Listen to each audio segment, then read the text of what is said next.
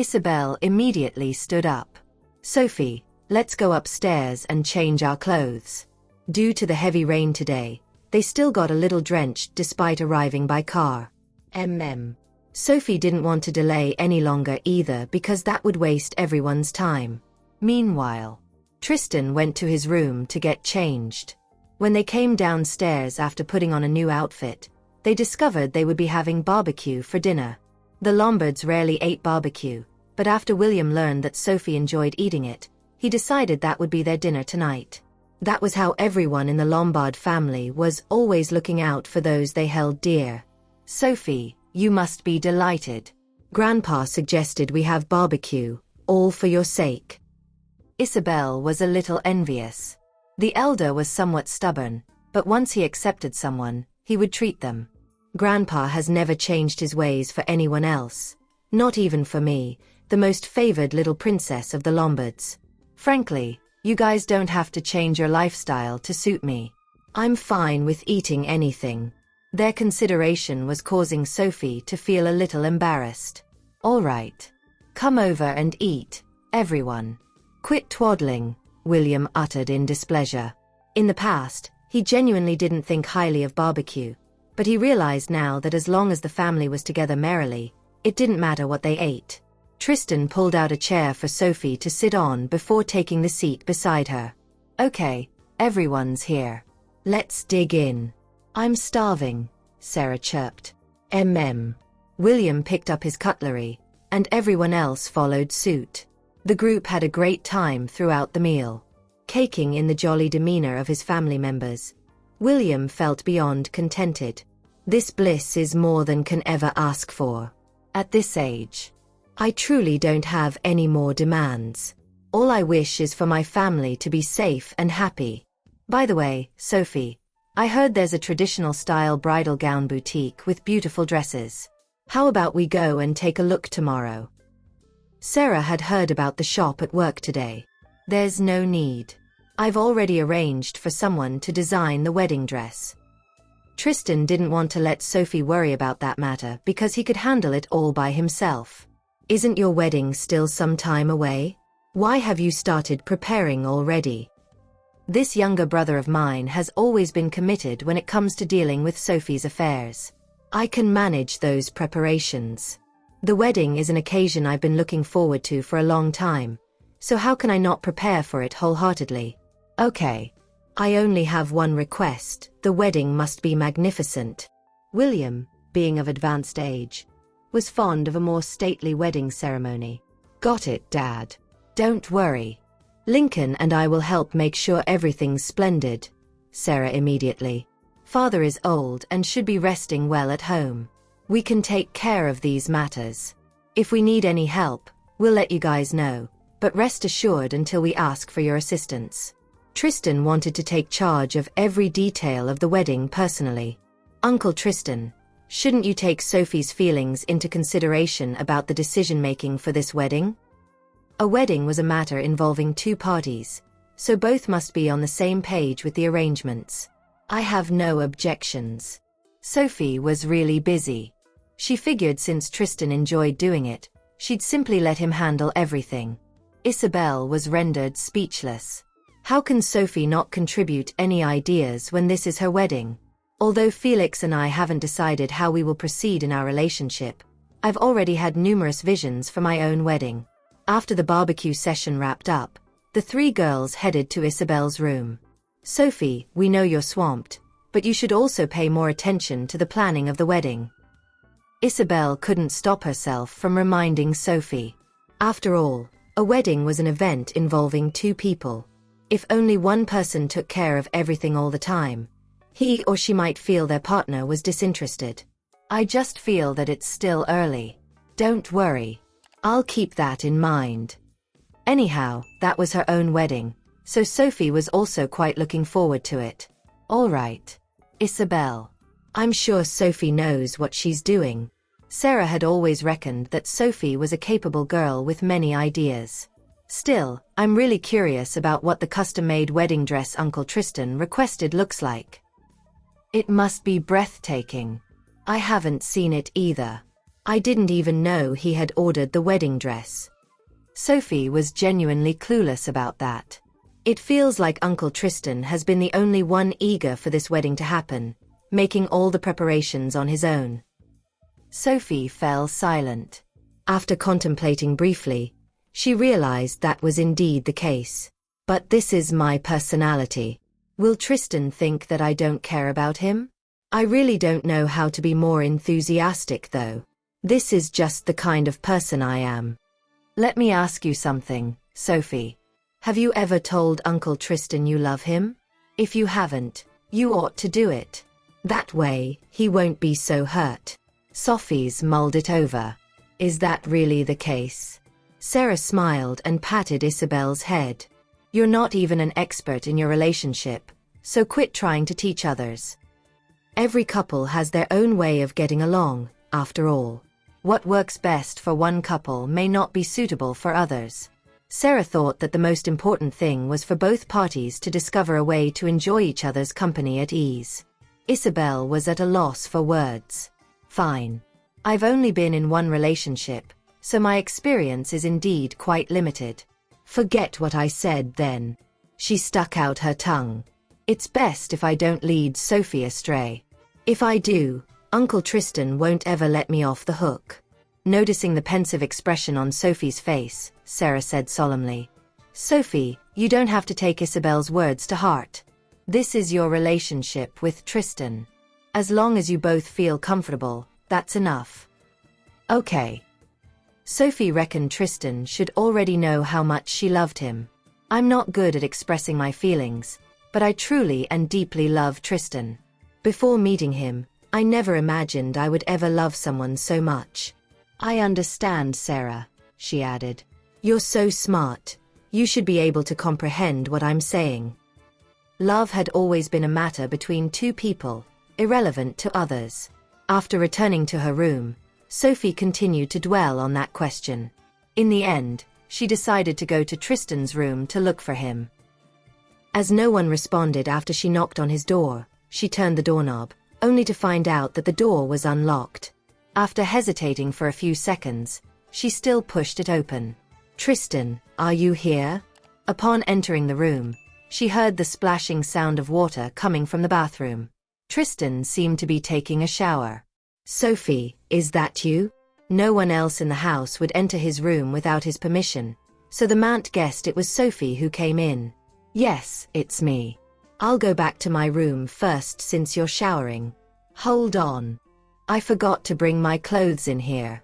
Can you help me grab them? Tristan shouted from within the bathroom. All right. Sophie stepped further into the room and saw his clothes lying on the bed. Have you seen them yet? Yeah. Upon approaching the furniture, she saw his underwear resting on it, and her finger trembled. He must be doing this intentionally. Ugh, whatever. It's merely an undergarment. She picked up his underwear and clothes before approaching and knocking on the bathroom door. In response, Tristan opened the door fully, revealing his totally bare body. Sophie didn't have the guts to shift her line of sight downward, fearing she would see his junk. Wait for me. I'll be done right away. Promptly, he turned around to get dressed. The edges of her lips curved upward. He has such a fantastic figure. I like how defined his muscles are. To think there'd come a day when I'm lusting over a man's body. It's not my fault, though. His sexy body is to blame. I feel thirsty just by glancing at him. Instead of waiting for him in the room, she went to pour herself a glass of water downstairs and felt much better after taking a few sips. Then, she flapped her hand in the direction of her countenance to cool her cheeks. Once her face didn't feel as heated anymore, she grabbed another glass of water before returning to Tristan's room. By that point, he had already put on his pajamas, which couldn't hide his masculine charm either. Where did you go? Didn't I ask you to wait for me here? I went downstairs to grab you a glass of water. It'll be better if you drink some water right after a bath. There's no way I'll tell him I left because my throat was a little dry earlier. I'm a woman, for crying out loud. I can't say such a thing. Thanks. He covered her hand and took a sip from the glass she was holding. I thought you left because you had a reaction after seeing my body. She glanced at him in response. What the heck's wrong with him? Even if that is the case, he shouldn't have said it out loud. Seconds later, her cheeks were burning again, much to her dismay. Sophie's face was already delicate-looking, to begin with. Therefore, when she blushed, she looked incredibly alluring. Gently, the man hugged her. It's fine. I won't laugh at you even if you say you're longing for my body. Just like that, he held her in his arms while she was still holding a cup. Upon hearing his words, she smirked. Your figure is indeed attractive. I like it a lot. Tristan arched a brow. When did she become this candid? It's getting late. Why aren't you sleeping yet? He asked. I couldn't sleep, so I came to see you. Besides, aren't you still awake as well? He continued to embrace her with no intention of letting her go. Do you think I'm a boring person, Tristan?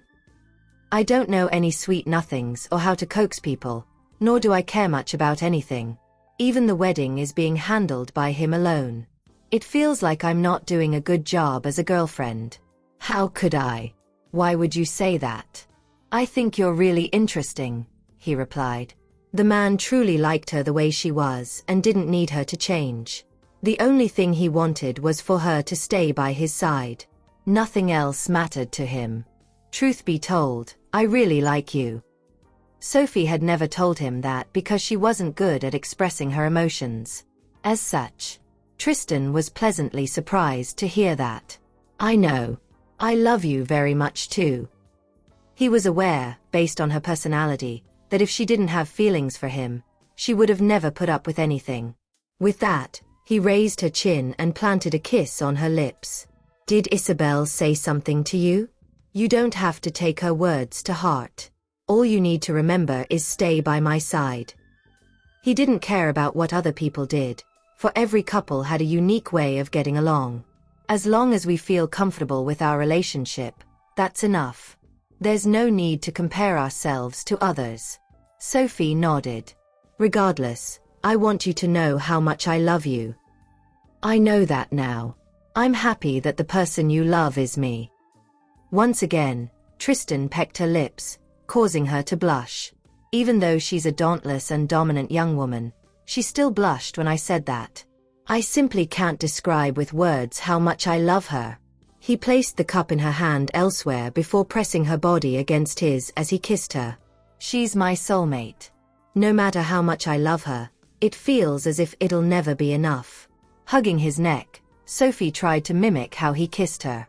Even though her moves were amateurish, they still greatly satisfied him. It didn't take long for him to begin feeling parched. One day, your body will be the death of me. She was bereft of speech. What kind of nonsense is he saying? The man brushed his finger on her cheek lightly. Let's go to bed. I'd best return to my room. It's unlikely either of us will sleep well in the same room. No need. Just sleep here. He refused to let her slip out of his grasp. Don't worry. I won't do anything. I've already waited for so long. What difference is a little longer going to make? Once we're married, I'll make up for all the time lost anyway. She was a little taken aback by the look in his eyes. Thus, in the end, she still decided to slumber in her room. The next day was a weekend.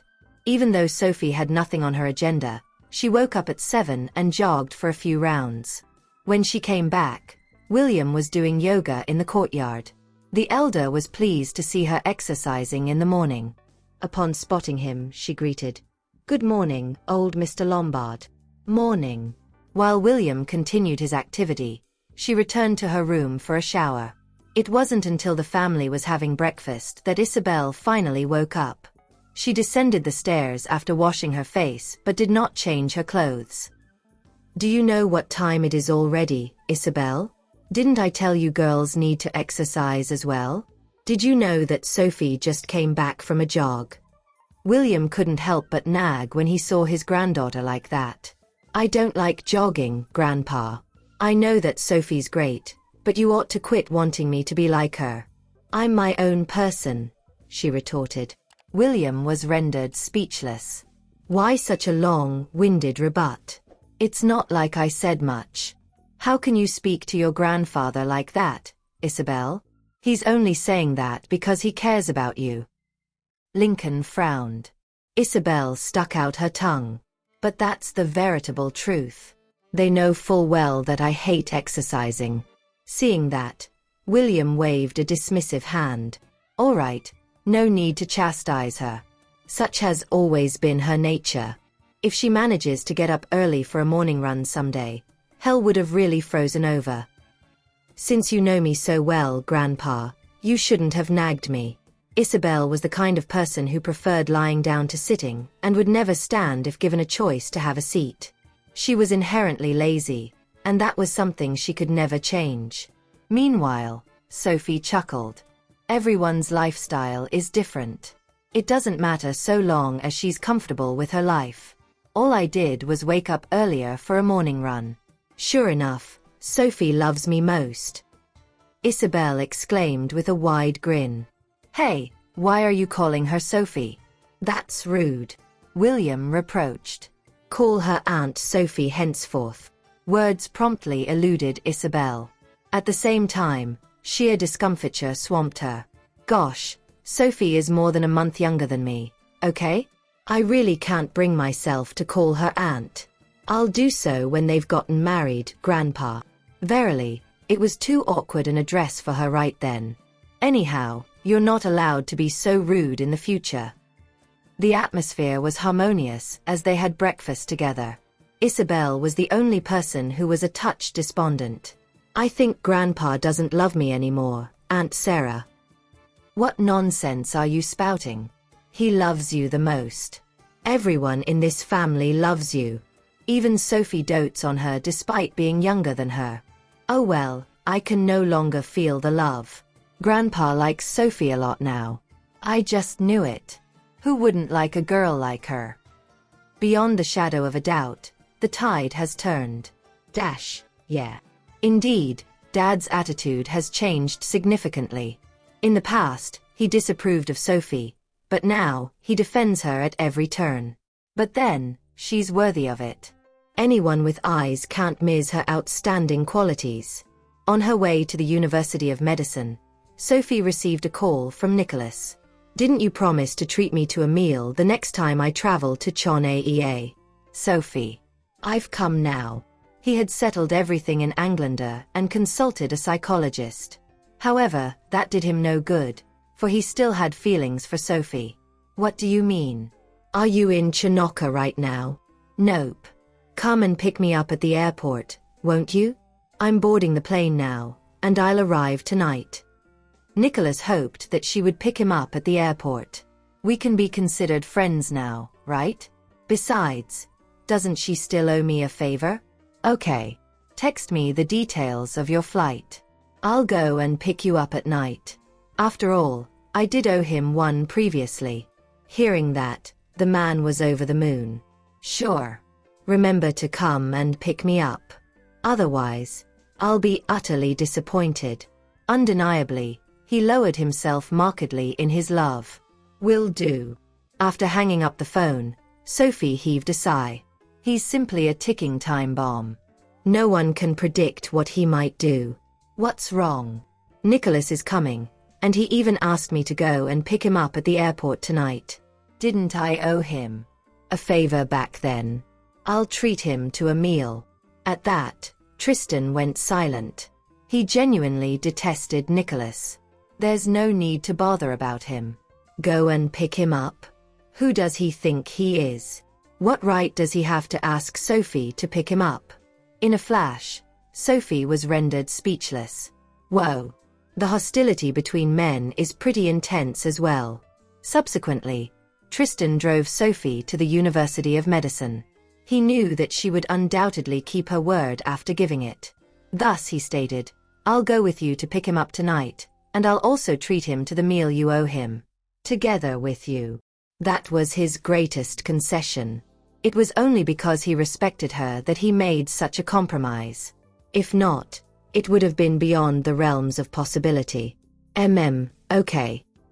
Sophie was not an unreasonable person either, very much satisfied with the middle ground. That day was the first time she attended a lecture. As she skipped grades, her classmates were seniors. They were all several years older than her. Everyone was exceedingly curious about her since she was a legendary genius. Unexpectedly, they had even become classmates with her. It was a theoretical lecture that day. In truth, Sophie could forego the classes, but Dominic had asserted that she still needed to afford the few professors some respect when she had just skipped grades. Otherwise, the professors would feel humiliated. For that reason, she came. Choosing a seat in a corner, she sat down, ignoring all the scrutinizing gazes aimed at her. This junior is very arrogant. At a single glance, I can tell that she's full of herself. Well, she has the capability to back it up. When someone is capable, she's right no matter what she does. What's with the lot of you? If I had her capabilities, I would have graduated directly. Even professors can't solve the questions she answered. Some people were jealous, while others admired Sophie. Such was human nature. When there were decent people, bad seeds naturally existed. Nonetheless, all those people did not affect her in the slightest. And soon, the professor arrived. He was likewise brimming with curiosity about the legendary figure of the University of Medicine. As such, he called on her on that very first day. As a newcomer, Sophie, please introduce yourself to us all. Sophie stood up. Hello, I'm Sophie Tanner. After saying that, she sat back down. Following that, all sounds ceased. The huge lecture hall suddenly felt rather quiet, as that self-introduction was simply too brisk and succinct. All right, you're all classmates henceforth. If there's anything you all don't understand, feel free to ask Sophie.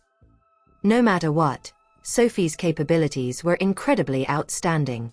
If not, she would never have been able to skip grades, becoming a senior from a freshman. A genius like her would never bother about ordinary people like us. Cut it out, and stop being jealous. It's wholly because of her capabilities that she can skip grades. We've all seen her test papers, and her answers were flawless. In reality, it took great courage to admit that one was ordinary, especially before a genius. However, if one did not even have that much courage, one could never possibly be a good doctor. When Sophie stepped out of the lecture hall after class, she spotted Simon and Sandra waiting outside.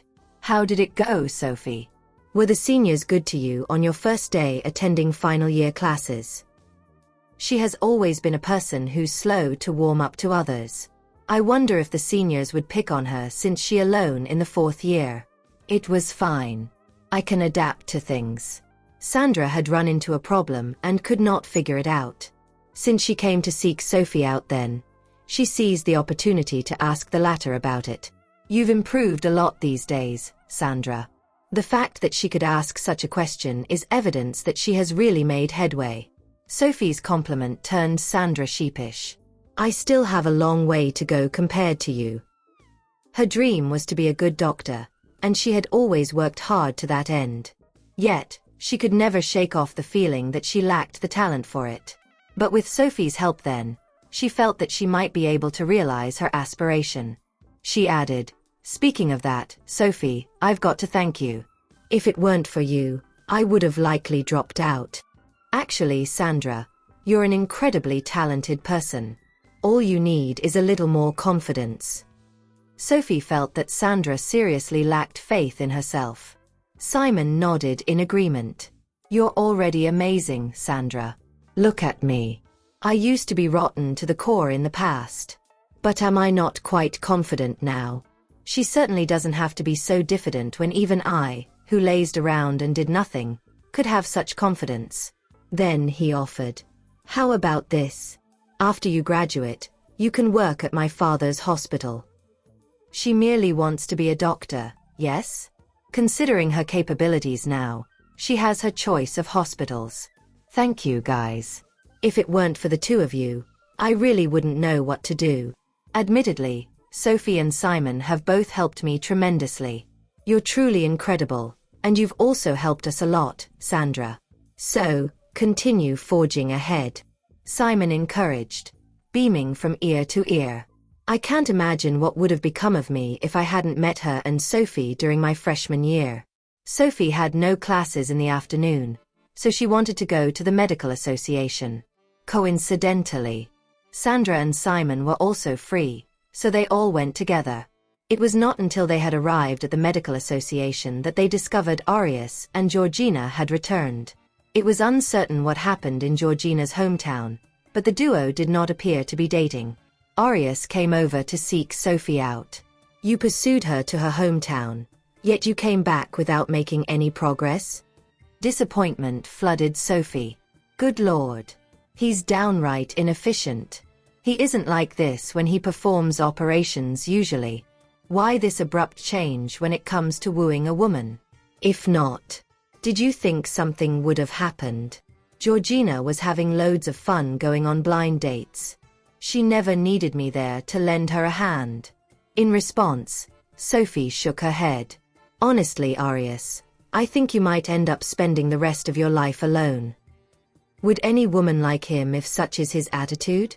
I think so too, he agreed. As soon as he learned that Georgina would be going on blind dates, he hurriedly went after her. Alas, he seemed to have made things worse. Fortunately, she still came back with him in the end, but she didn't seem keen on communicating with him. In fact, she didn't even say a word to him during the drive back. Why are women so complicated, Sophie? Lamented Arius. Are they? It's only because you're not putting in enough effort. He either likes her or he doesn't. There's nothing complicated about it. Having said that, Sophie no longer bothered with the dense man. When she had finished the work at hand, she sought Georgina out. The latter seemed calm and unruffled, giving no indication that something unpleasant had transpired. I hope Arius' pursuit of you to your hometown didn't make any trouble for you? Georgina gave a slight shake of her head. Sophie, I really like him a lot, but not to the point that I'm willing to cast my dignity aside. Anyway, things are pretty good now. At the very least, my parents won't force me to go on blind dates anymore. On top of that, I can continue working here. Everything is good. Verily, all is well. The question of whether he loves me isn't so important anymore. He's just inexperienced, Georgina. He has never dated to this day. Give him a bit more time. Sophie understood the kind of person Arius was and knew he had never wanted to hurt anyone. Regretfully, his way of handling things was not good enough sometimes, leading to the situation at present. Anyway, I'll be focusing on work henceforth. As for the rest, I'll let nature take its course. Not everyone can find the person they love who shares the same feelings. Therefore, it doesn't matter that I'm not among the successful ones. Seeing her resignation, Sophie said nothing further on that subject. The medical association is currently short of a person in charge. I'm thinking about recommending you. What do you think? She asked. Me. My capabilities aren't that outstanding in the medical association, so I probably can't manage. With the medical association being such a massive organization, one would require stellar capabilities to be the person in charge. You won't be asked to take over immediately. You'll first be learning from Dr. Smith for a period. If you can manage at that time, you can take over.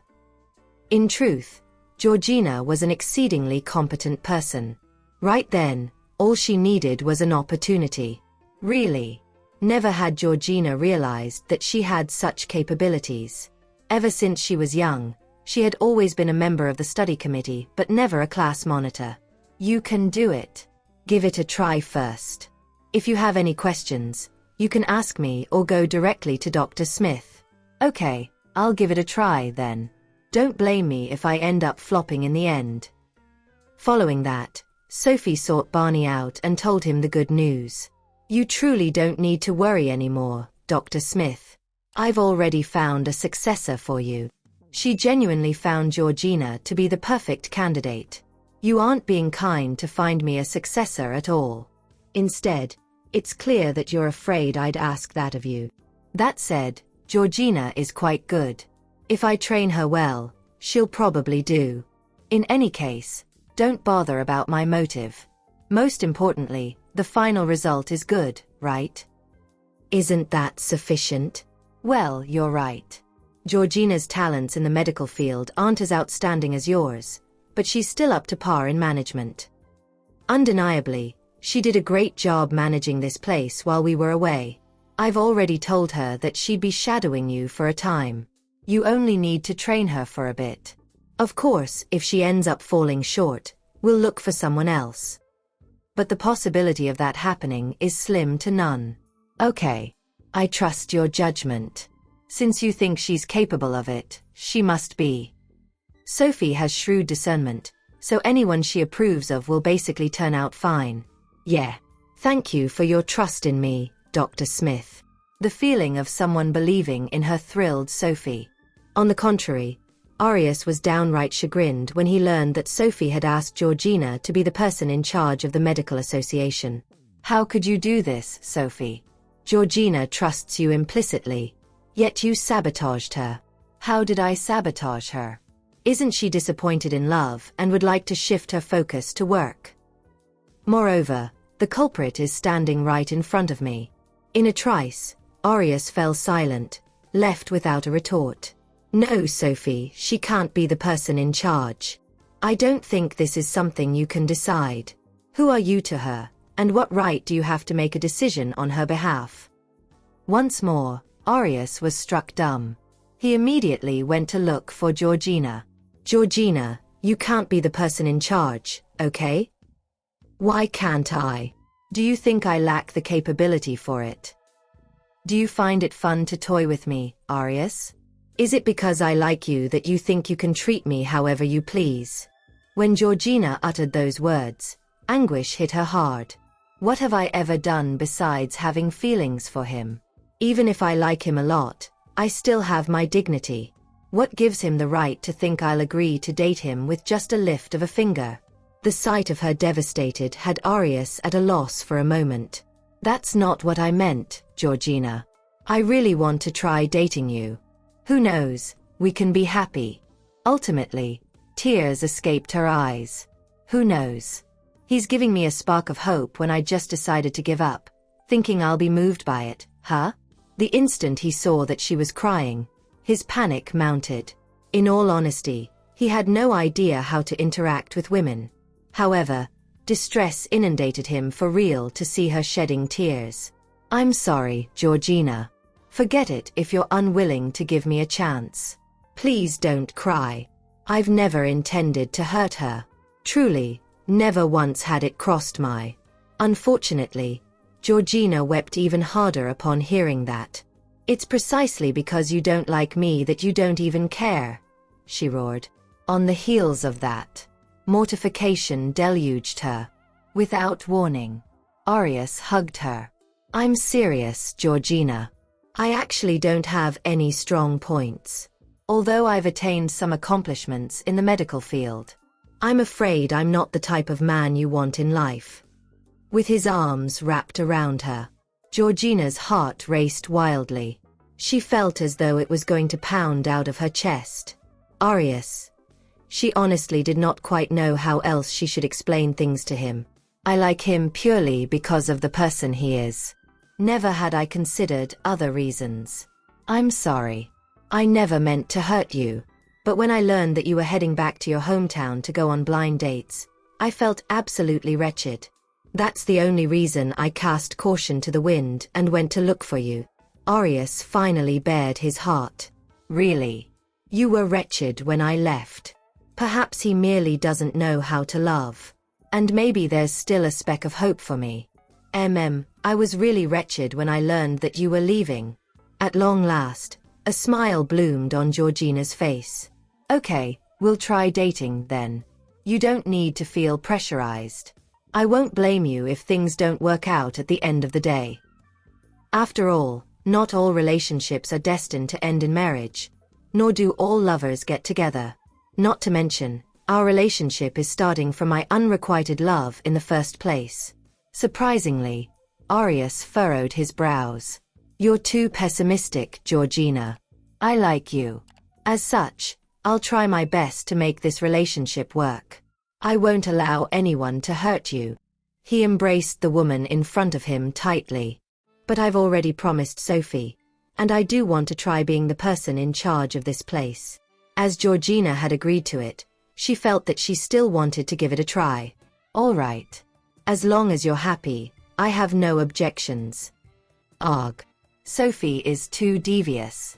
If Georgina were to be the person in charge, how could I be able to sit back and do nothing? Arius felt as though he had been set up. Alas, there was nothing he could do about it. I can neither beat her in a physical match nor win an argument against her. In the end, I'll have no choice but to slog silently. What's with this expression of yours? Are you already regretting it now? The moment Georgina glimpsed the look on his face, her heart sank. To her surprise, he kissed her on the mouth. While it was nothing more than a brief peck, the woman flushed bright red and pushed him lightly. What are you doing? We're at the medical association. What if someone were to see that? Why?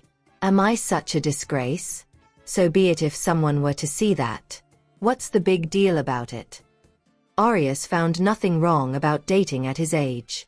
Georgina never expected the man to behave thus once he had decided to date her. She had assumed they would be dating in secret. They both worked at the medical association, after all. It would be awkward for everyone if things did not work out between the two in the end. Remember this, Georgina Bates. You're mine now, so don't you go on those ridiculous blind dates anymore. I won't be happy about it. Okay, got it. Georgina had not wanted to go for those blind dates either. Her parents had arranged them, as they worried about her being alone.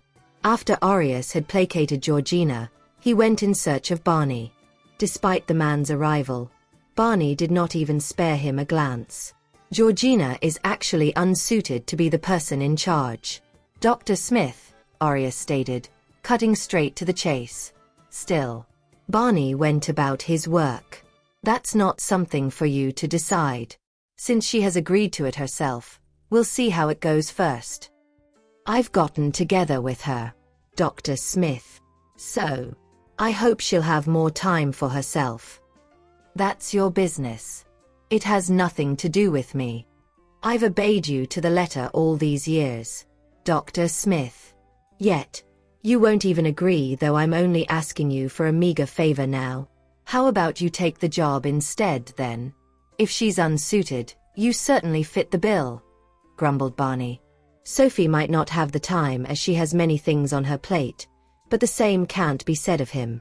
Just then, Sophie knocked on the door and stepped in. When she saw Arius there, her lips curved into a devilish smile. The sight of her grinning had fury blazed to life within Arius.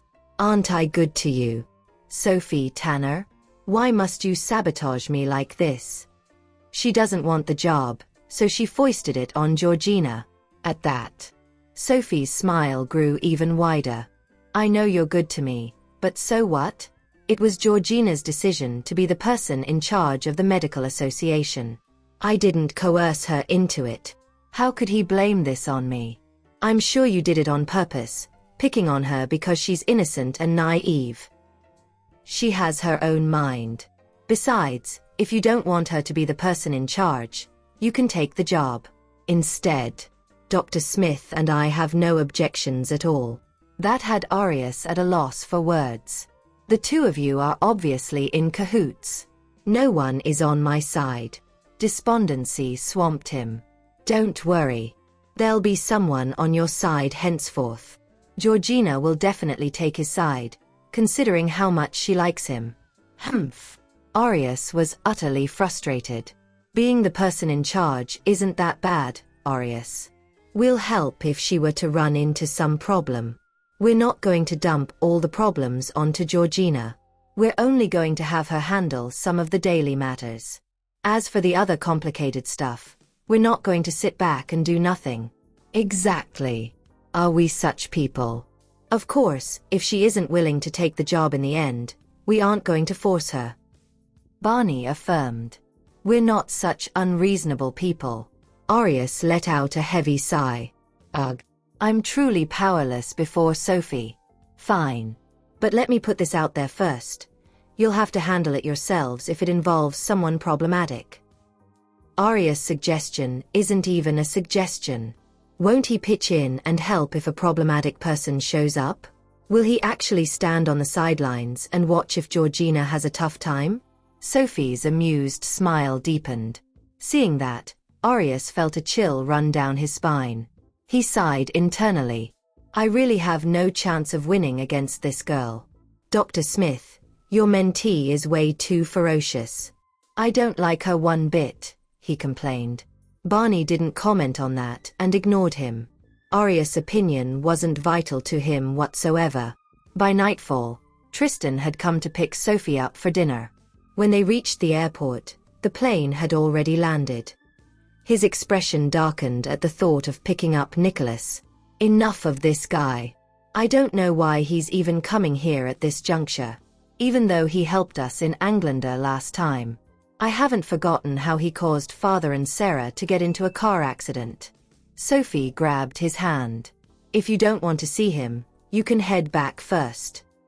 She didn't want to force him since she could meet Nicholas by herself. I'm fine. You don't have to consider my feelings. Tristan was truly fine. He merely loathed that trash, Nicholas. The couple stood there for a while before spotting Nicholas pass through the sliding doors. Clad in a black trench coat and sunglasses on his nose, he looked like he was posing for a photo shoot. Meanwhile, following behind him was Richard. Only the two of them came. A smile spread across Nicholas' handsome face when he saw Sophie come to pick him up as promised. It was her first time picking him up throughout the many years they knew each other. Sophie, I genuinely didn't expect you to come and fetch me. I'm over the moon. I took your advice and went to consult a psychologist. Aren't I good? I'm obedient, right? Whether you consult with a psychologist or not is your issue. It's your own choice if you actually did kill yourself. It has nothing to do with anyone else. Tristan compressed his lips. Tristan Lombard, what's the matter with you? I didn't ask you to fetch me, did I?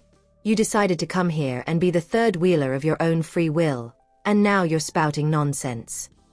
Is there even a point for him to be here? Don't forget, Nicholas Sable, that I'm Sophie's boyfriend. The third wheeler here is you. Tristan refuted brusquely. We can have a go right here if he disagrees. I don't have any objections. All right. It's getting late. Let's get you to the hotel, and I buy you lunch tomorrow, proposed Sophie. Both men, including Richard, were good-looking and would easily gain passers-by's attention if they gathered around. With Nicholas' identity, it wasn't appropriate for him to show up in Chinoca. Okay. I'll listen to everything you say. The current Nicholas decided to be good and obedient. He figured Sophie wouldn't treat him too badly if he obeyed her demands. Tristan didn't even want to respond to him. He wrapped his arm around Sophie's shoulder and led her out of the airport, deeming people like Nicholas undeserving of his attention. The rest is really unimportant. Nicholas clenched his fists at seeing Tristan's arm around Sophie. This Tristan. It looks like he's eager for a fight. I have no objection if that's what he wants.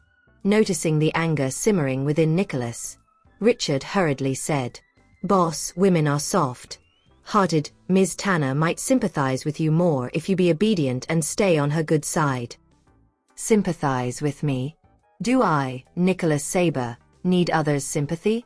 Boss, that's not what I'm saying. Many feelings of love stem from sympathy. All women pity the weak, don't they? All right. I got it. I can act more pitiful. Nicholas made up his mind. Tristan opened the passenger seat door for Sophie, so Nicholas and Richard could only sit in the back seat. Sophie, I think I'm not feeling too well. Really? We should send you straight to the hospital in that case. The hospital is the only place to go if he's not feeling well. No one can give him better treatment. Nicholas was speechless at the suggestion. Why do I have to go to the hospital if I'm feeling fine? Didn't you study medicine?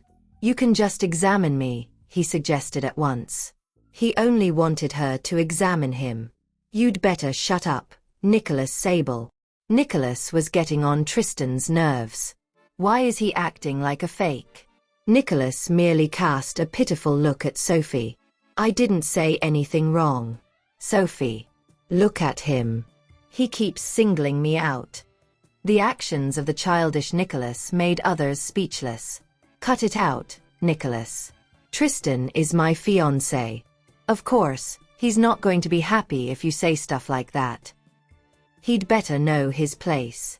Nicholas' mood turned gloomy. For the rest of the journey, he didn't say anything. Forget it. What else can I say? The couple dropped him and Richard off at the hotel lobby. Sophie didn't even get out of the car. All right. It's late, and I need to go back and rest. I still have plenty of important things to do tomorrow. Why don't we have supper together?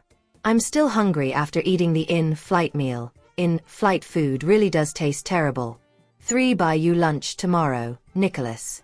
Consider the meal as me repaying you for the favor since I can't respond to your feelings any other way. Sophie didn't like him. No matter what he did, nothing could change that fact. I didn't mean anything by it, Sophie. I just wanted to have a meal with you.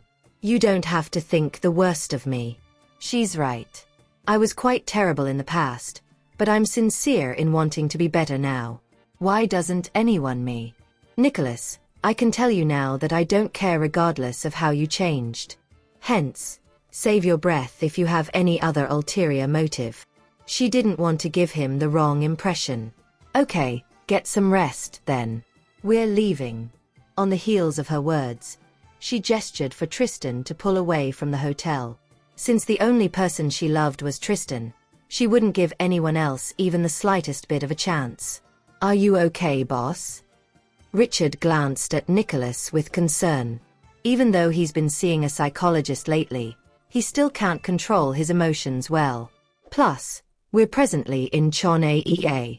We can't just do anything according to our whims and fancies. Nicholas inhaled a deep breath. I'm fine. Didn't we already expect such an outcome? There's no way she'll like me out of the blue. Since he'd already mentally prepared himself, he got a handle on his emotions. Ms. Tanner only has Tristan in her heart. She'll never like you unless he's taken out of the picture permanently. Then let's kill him. As long as I can achieve my goal, the consequences be damned. However, they were now in Chinoca. Their previous attempt to kill Tristan in Anglander had already failed. It would prove even more challenging to carry out their plan in Chinoca. Boss, you must be tired after such a long flight. Let's go back, take a rest, and not think about it. All right. Meanwhile, Tristan's discontentment with Nicholas being with Sophie continued to persist. While they were on their way back, Sophie grabbed his hand. You should know I can't go against the promise I made earlier. But I assure you, this will be the last time. You have to trust me. Sophie just wanted to repay his kindness and settle old scores with him over a meal. All right. Then smile for me, please. The serious expression on your face is terrifying me, Sophie quipped. Tristan took hold of her hand and gave it a peck. I thought nothing in this world could frighten you, Tristan asked. What else could she be terrified of? No way. I'm scared to see you upset. She just wanted Tristan to be happy. Okay. All right then. Tristan flashed her a smile in response. She's right. Since I'm the man she loves, nothing Nicholas does can ever change that. So why should I be bothered by someone like him? Tristan, do you know you look great when you smile? Well, I should smile more often then. I'll smile more frequently since she likes it. I want you to be happy when you're with me. I don't want to be a burden to you, Sophie said. And I don't want him to be upset because of me. It would make me feel upset as well. Don't overthink. I'll always be happy when you're with me. How else should I convince her that I'm not upset anymore? Sophie hummed in acknowledgement, understanding that her love for Tristan compelled her to bring him happiness rather than evoke any negative emotions within him. When Sophie reached home, she received a call from Butterfly. "I heard Nicholas is here. If possible, I would like to buy him a meal to thank him for saving my life." "Why are you telling me this? You can do anything you want." Sophie stood still as Tristan squatted down to remove her shoes. "I can do it myself," Sophie whispered. However, Tristan had already grabbed her ankle and untied her shoelaces. "All right then. I'll find a day and treat him to a meal." Butterfly just wanted to repay the kindness of anyone who had helped her before. Although Nicholas' primary motivation for rescuing her was Sophie, it did not diminish the fact that he had saved her. "Okay, I'll end the call if there's nothing else you want to say." Sophie then hung up on her. Meanwhile, Tristan had helped her put on a pair of slippers. "You don't have to do this for me. I can do it myself." Sophie could not help but appreciate how well Tristan treated her. "All right, let's get in." Tristan wrapped his hand around her slim waist and walked into the house. "Okay. I'll go and take a shower now," Tristan said. Sophie bobbed her head in acknowledgement. Since Tristan was taking a shower, she played a song on her phone and sat on the couch with no urgency to attend to any tasks. Feeling exhausted, she just wanted to sit there and take a break. Upon emerging from the bathroom, Tristan spotted her lounging on the couch. She was engrossed in the music playing on her phone. Tristan settled down beside her and asked, "Why don't you go get a shower? It's getting late."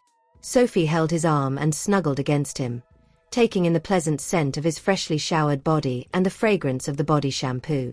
She didn't even open her eyes. "I'm tired. I don't feel like doing anything." Tristan massaged her shoulders gently. "Take a few days off and get some rest if you're tired. You've been overwhelmed with too many tasks." Tristan recognized that she was overwhelmed by a multitude of tasks, each of which posed its own challenges that led to her exhaustion. "I am taking a rest now," Sophie said. In Tristan's presence, she felt a sense of relief and a burden lifted from her shoulders. No one else could ease her tension the way he did. That was probably why she enjoyed his company. Tristan provided her with a sense of comfort and helped her forget about the pressures she faced. That was why she was so adamant about staying by his side. "Come on. Once you've taken a shower, you can rest in bed. It's not comfortable to sleep on the couch like this." Tristan carried her in his arms. "And, of course, if you're exhausted and don't feel like cleaning up, I gladly lend a hand." That was something he was willing to do. Sophie glared at him, yet her hands remained tightly wrapped around his neck. "No thanks. I don't want you to have a hard time fighting against your urge," she said.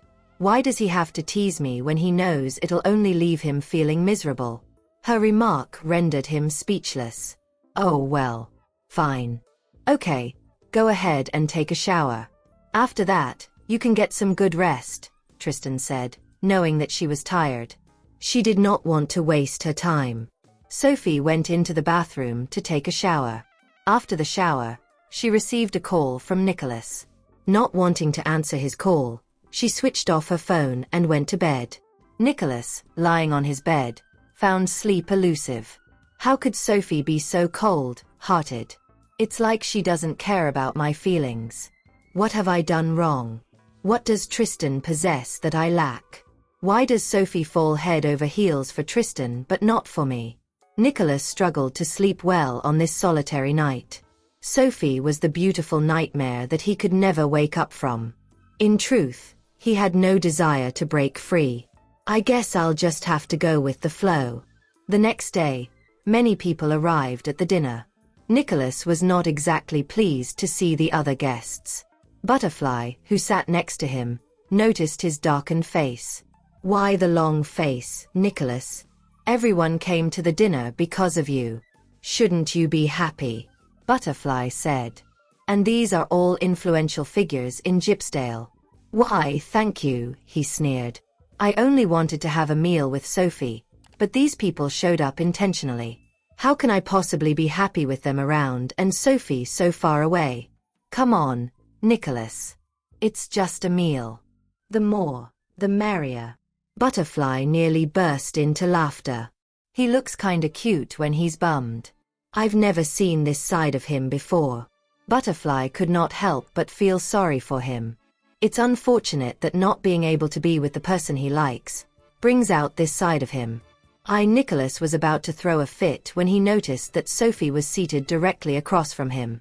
Realizing that losing his temper in front of everyone would lead to an unpleasant outcome, he held back his anger. There's nothing I can do. No one is more pitiful than I am right now. Hey, Nicholas. Thanks for saving my life when we were in Englander. Here's a toast to you, Butterfly said with grace. I saved you because of Sophie. I wouldn't have bothered to rescue her if it weren't for Sophie. I know, but I still want to thank you. After all, you even got injured trying to save me back then. She was a person of principle. Anyway, if you ever need help with anything, I'll definitely be there for you as long as it's within my capabilities. I want Sophie. Can you help me with that? That was his only wish. Butterfly blinked. This request is far beyond my capabilities. Nicholas, you're just making things difficult for me.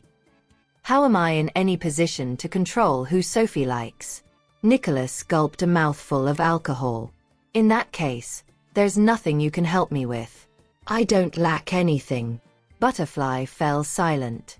What's wrong with him? I'm just trying to be nice. Does he have to behave like this? I really don't know what else to say to you. Forget it. I won't force myself since he doesn't need my help anyway. Nicholas felt discomfort churning within him, seeing Sophie sitting so close to Tristan even though they weren't doing anything. How I wish she could sit quietly beside me in that manner. Is that too much to ask? Nicholas, thank you for your help in Englander. We're treating you to this meal today to express our gratitude. I hope you'll enjoy it. Sophie finally raised her wine glass. No matter what, Nicholas did help them, so she should extend thanks to him. I'm willing to do anything for you as long as you need me to, even at the cost of my life. Nicholas was truly in love with Sophie. Others couldn't help but glance at Tristan after hearing Nicholas reply. Why would Mr. Tristan's woman need his help? Who does he think he is? Tristan swept his gaze across Nicholas coldly. That's not necessary. I believe Tristan can provide me with everything I need. There was no way Sophie would let Tristan down. Nicholas, you really should stop trying to win my heart. Sophie genuinely didn't want Nicholas to continue wasting his time. Nicholas suddenly felt that the delicious dishes before him weren't inviting anymore.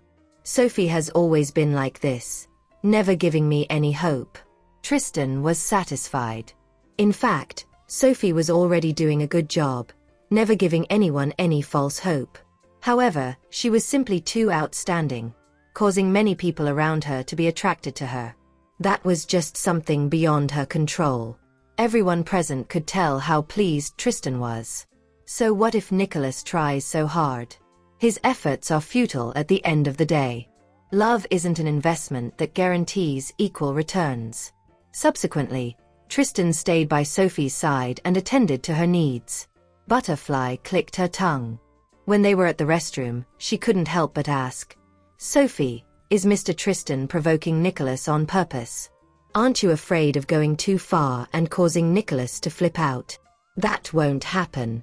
He knows where to draw the line. Tristan isn't an insensible person. He knows what he's doing. Butterfly shook the water off her hands. I can't believe you place so much faith in Mr. Tristan. That's a given. He's the man I chose, and we'll be spending the rest of our lives together. Since we are going to be together for a lifetime, we must trust each other. Besides, I've never liked Nicholas in the first place. It's his problem for being so interested in me. I've never led him on. I'm starting to feel a little sorry for Nicholas. Why does he like you so much? Sophie is actually quite heartless toward everyone. Sophie was rendered speechless. Well, I don't like Nicholas. Even so, are you suggesting I should lead him on? There's no need to do that, no? If I'm not interested in him, I should just be honest and decisive with my feelings to avoid causing more harm to others. You're right. You're pretty, and whatever you say is right by me. Love has always been a complicated matter. After finishing the meal, Nicholas stared at Sophie gloomily like a puppy that had just been abandoned. Nicholas, I've already treated you to a meal and fulfilled your wish. It's time for you to go back. This doesn't count. What I wanted was to share a meal alone with you. Nicholas riveted his eyes on her. That's impossible, Tristan refused firmly. He would never agree to that. Tristan, what do you mean by that? I'm talking to Sophie now. What gives you the right to butt in? Are you picking a fight with me? Fine by me. This is a perfect opportunity. I haven't taken revenge against him for what happened last time. Nicholas clenched his fists and was silent for a few moments. Sure. Let's fight if that's what you want. I don't mind entertaining you. It's not like I can't win, so why not? Listening to their conversation, Butterfly almost burst out laughing. She didn't expect two men as accomplished as them to act so childishly. That's enough. It's getting late. I should head home now. Butterfly almost choked with laughter. Okay. Sophie nodded. Butterfly had her own matters to attend to, so she didn't have the time to accompany them in their tomfoolery. Tristan, let's go. Sophie grabbed Tristan's arm. Can't he let this matter slide today? If he wants to teach Nicholas a lesson, he should do it another day. All right. Tristan was compliant. After Sophie tugged at his hand, he immediately followed her. He would listen to everything Sophie said. Nicholas was left alone in his spot. Grievances filled his eyes, but he could do nothing at that moment. Their feeling sucks. Richard noticed Nicholas' pathetic state when he came to pick him up. He got out of the vehicle and helped him open the car door. Boss, let's head back first, regardless of what happened. He can't stay here forever, right? Nicholas nodded and got into the vehicle. Taking in Nicholas' demeanor, Richard figured he didn't enjoy the meal. After getting into the car, Nicholas took out a cigarette from the pack and lit it up. Then, he opened the window and started smoking. Boss, are you all right? Richard was slightly unnerved. Although Nicholas had visited a psychiatrist, the treatment wasn't that effective. I'm fine. I just don't understand why Sophie never gives me a chance. She's so cruel to me, but she's actually quite nice to her friends. Boss, women are like that. They give their heart to the ones they love, but are merciless to the ones they don't. Richard summarized. So, does that mean I have no chance at all? Nicholas continued to dwell on that issue. Richard was stumped. He couldn't answer that question either. He had never been in a relationship, so he wasn't that familiar with the complexity of women's emotions. Nicholas felt melancholic. He was almost done putting on one cigarette. Still, he couldn't figure out an answer. When Nicholas called, Sophie was deeply engrossed in a research project at the Medical Association. She felt no inclination to pick up the call when she saw the caller ID. However, Nicholas was relentless as he called her again and again. Arius, who had come over to look for Sophie, noticed her phone ringing and stepped in to hang up on Nicholas. Nicholas can be really tenacious, huh? Is there really a point to doing this? After Arius rejected the call, there was finally peace. Just block his number later. Yes, but even if you block this number, he can just switch to another number and continue calling me. For someone like Nicholas, that isn't a problem at all, Sophie replied, her voice heavy with annoyance. She was sick of his relentless harassment, but there was nothing she could do. She could only ignore Nicholas' calls. You, my friend, Arius said with a smirk, only have yourself to blame for being so charming and attracting so many admirers. I'd rather be without such charm. Sophie yearned for nothing more than peace to conduct her research. Everything else didn't matter. However, her moment of peace was short-lived. To her surprise, Nicholas showed up at the medical association and even entered her laboratory. Arius and Sophie exchanged a look of disbelief. How did you get in? Has the security become solar? Nicholas flashed her a charming smile. I came to see you. You wouldn't answer my calls, so I had no choice but to come in person. His words were laced with a hint of indignation. Why did you come looking for me? It looks like there is a need to reinforce security here at the medical association. Otherwise, anyone can just come in here. I'm feeling unwell. So, I was hoping that you could examine me. Isn't this your association's primary research? All right, she replied tersely. First, you need to undergo some preliminary tests. Sophie didn't wish to get into a fight with Nicholas in the laboratory. Can I erase my existence from Nicholas' memory? Will that finally put an end to his relentless pursuit? Really? Have you agreed to examine me? Yes. All right. I'm going to give my cooperation for the preliminary tests, then. Sophie called someone to lead Nicholas out of the laboratory, and the man happily obliged. After all, he just wanted to spend more time with Sophie. Are you really going to examine him? Arius asked. He's not even physically ill. It's a mental issue. Arius, I'm considering that perhaps I can erase myself from Nicholas' memories. She was about to marry Tristan. If Nicholas continued to obsess over her after she was married, it would be a nightmare. Nicholas is only harassing me now. What about when Tristan and I have a child later on? Who knows what Nicholas might do to my child? Nicholas was an unpredictable character with no moral compass. He would do anything he wanted without a care for the opinions of others. Arius pondered her words. Perhaps that's possible, Arius said. After all, they had the ability to eradicate genes and viruses. So, who was to say they couldn't do the same for someone's memories? But that would require hypnosis, and Nicholas will never cooperate with us. That's why I agreed to examine him. All right. I support you no matter what you decide to do. That's about it for now. I need to understand more about hypnosis before I proceed further, Sophie said since Nicholas wanted her to examine him. She reckoned this might be an excellent opportunity. She didn't know what Nicholas might do if he found out about her intention, so she had to understand more about the situation before she made any move.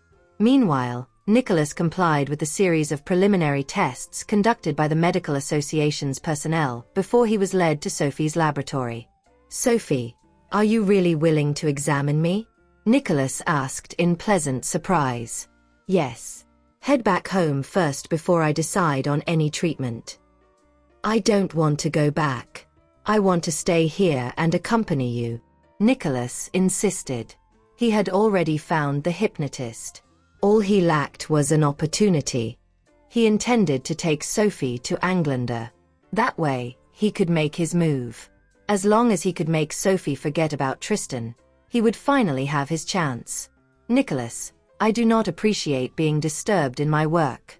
I hope you don't plan on becoming that sort of nuisance I detest. Sophie was well aware that Nicholas had never truly given up. His persistence and patience were nothing more than a strategic delay. Very well. I'll await your call. Then Nicholas genuinely didn't want to become a bother. He knew Sophie's temperament well. If he continued to pester her, it would inevitably result in a physical confrontation, which he wanted to avoid at all costs. After he left, Sophie began to study the relevant books. Nicholas would not trust anyone else with this, so she had to undertake the task herself. Sophie was a smart woman. There was no problem that she had failed to solve, and she was determined not to make this case an exception. She stayed back at the library to study for over 2 hours. Only when her phone rang did she realize how much time had passed. Ms. Sophie, it's me. I didn't want to disturb you, but I truly have no other option. Wendy's voice came through the phone. What's the matter? Ms. Sophie, Ms. Leinker has always listened to you. Could you come and see her? She's not doing so well, Wendy said in a choked voice. All right. Where are you? I'll get there right away. Sophie put away the books in her hand and immediately headed outside. I'm at Ms. Leinker's place. She's really... Wendy trailed off. She was at a loss for words. Okay. Just wait for me. I'll be there soon. Sophie had been extremely busy lately, and Wilma had been adept at concealing her state, which was why she never realized that Wilma was facing some major issues. As Sophie was about to leave, Simon and Sandra were preparing to leave as well. Simon called out, "Sophie, where are you off to?" "We're going out to eat. Would you like to join us?" "I'm afraid I can't. I have something on today." "Where are you going? We can give you a lift." "Sure." As Simon had driven there and it was difficult to hail a cab at this hour, Sophie accepted the offer. She shared the address with Simon and then retreated into silence for the duration of the drive. Sandra asked, "Sophie, are you all right? Did something happen? A friend of mine is in a bit of trouble. I'm going to check on her. Do you need our help? We're not particularly busy, and we can always eat later." "It's all right. If I really need help, I won't hesitate to ask you." They arrived at Wilma's condominium in no time. Sophie got out of the car and headed straight for Wilma's unit. The moment she opened the door, the whole place reeked of alcohol, hinting at the amount of alcohol that she must have consumed. Wendy immediately approached Sophie at the sight of her. "Ms. Sophie, what do we do? We thought Ms. Leinker has recovered, but we never imagined she's like this when she's alone at home. Even at work recently, she's often found to be in a daze." "All right, I got it. Where's Ms. Leinker?" "She's in her room. I tried calling out to her, but she wouldn't open her door. I called you because I got worried." "What should we do, Ms. Sophie?" Wendy sobbed. She was the only one in the living room, and she had come over because she couldn't get through to Wilma. As Wilma treated them very well, they were all worried about her. Wilma usually worked hard at the company during the day, so nobody knew that she was still hurting. She had thought she had finally found love after so long, only to have it end like that. Sophie walked up to Wilma's room and knocked on the door. "Are you in there, Ms. Leinker?" "It's me, Sophie. Could you open the door, please?" "Whatever it is, we can all work things out together." There was no response, and the door remained shut. "I've been knocking on her door for an hour, Ms. Sophie. I don't know what to do. How about we call the police?" Wendy suggested. She had tried everything she could, and contacting the police was all that she could think of. Ms. Leinker is sad enough as it is. Getting the police involved and creating a huge scene would only make her feel even. With that in mind, Sophie shook her head and said, "Ms. Leinker, I'm going to force the door open if you don't open it." There was still no response from inside the room. Sophie took 2 steps back and kicked the door open, much to Wendy's surprise. My goodness. I always thought of Ms. Sophie as a cute and feminine girl. Who would have thought she'd actually kick the door open like that? Sophie ignored Wendy's shocked expression and went straight into the room. She noticed something was amiss the moment she entered and saw Wilma lying in bed with beer bottles all over the floor. Wendy was scared to tears when she saw that Wilma was completely motionless. "Wake up, Ms. Leinker. What happened to you? Please don't scare us like this," she exclaimed while rushing forward. As Sophie made her way over, she noticed an open bottle of sleeping pills on the nightstand. "What should we do, Ms. Sophie? Ms. Leinker isn't dead, is she?" Wendy had never encountered something like this before, so she didn't know what to do. After calmly giving Wilma an examination, Sophie forced Wilma's mouth open and stimulated her gag reflex to make her vomit. "Come on. We need to get her to a hospital," Sophie said while scooping Wilma into her arms. "She has overdosed on sleeping pills. I may have helped a bit by making her vomit, but we still need to get her to a hospital so they can pump the rest of it out of her." "Okay." Wendy nodded and quickly followed behind. Honestly, why would Ms. Leinker try to commit suicide? Life isn't going to be smooth all the time. So what if she encountered a scumbag? She could just forget about him and move on. After arriving at the hospital, Sophie briefly explained Wilma's condition to a doctor and handed her over. Sophie and Wendy then waited outside while the doctor treated Wilma. What should we do, Ms. Sophie? What is going to happen to Ms. Linker? Wendy asked anxiously. She was just fine yesterday. How did things turn out like this so suddenly? Ms. Linker has always been a strong and independent woman. I can't believe she would resort to taking her own life because of a scumbag. Ms. Linker will be fine. You don't have to worry about her. Her current mental state is in really bad condition. She'll have to see a psychiatrist after this. It takes a lot of courage to even attempt suicide. After all, a person who does not fear death isn't afraid of anything. Wendy felt a little relieved after hearing that. Sophie is really amazing. If she says Ms. Linker will be fine, then I have no reason to worry. Their conversation was interrupted when Sophie's phone started ringing all of a sudden. It was a call from Tristan. Where are you right now? Tristan called her the moment he got home and saw that she wasn't around. I'm at the hospital. Something happened to Ms. Linker, so I came over to have a look. Fearing that he would get worried, Sophie decided to tell him the truth. Tristan nodded. Got it. I'll come right over. Wendy hasn't eaten yet, so make sure to bring some food with you when you come over. Sophie said. She had asked Wendy to go eat something, but Wendy had insisted on staying because she was worried about Wilma. All right. I'll be there in a minute. The doctor had just finished treating Wilma when Tristan arrived, but she was still unconscious at the time. Here you go, Wendy. You need to eat something. I'll help look after Ms. Linker. She's going to be fine, Sophie said while handing her some food. Wendy sure is a kind-hearted girl. She's always there by Ms. Linker's side whenever something happens to her. Is Ms. Linker really all right? Why isn't she awake yet? As Wendy was still green, she panicked rather easily when faced with such things. We managed to get her treated promptly. She'll be fine. Had Wendy not called her in time, things would have turned ugly for Wilma. While Wendy stepped aside to cat the food, Sophie sat down beside the bed and stared at Wilma, who looked incredibly pale after the treatment. I thought she would be able to pull through just fine, but she ended up attempting suicide instead. Honestly, a scumbag like that really isn't worth dying for. You haven't eaten either, right? Here, you should eat something too.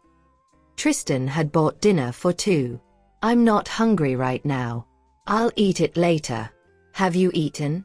If not, you should go ahead and eat this instead. Don't worry about Ms. Linker. She'll be fine.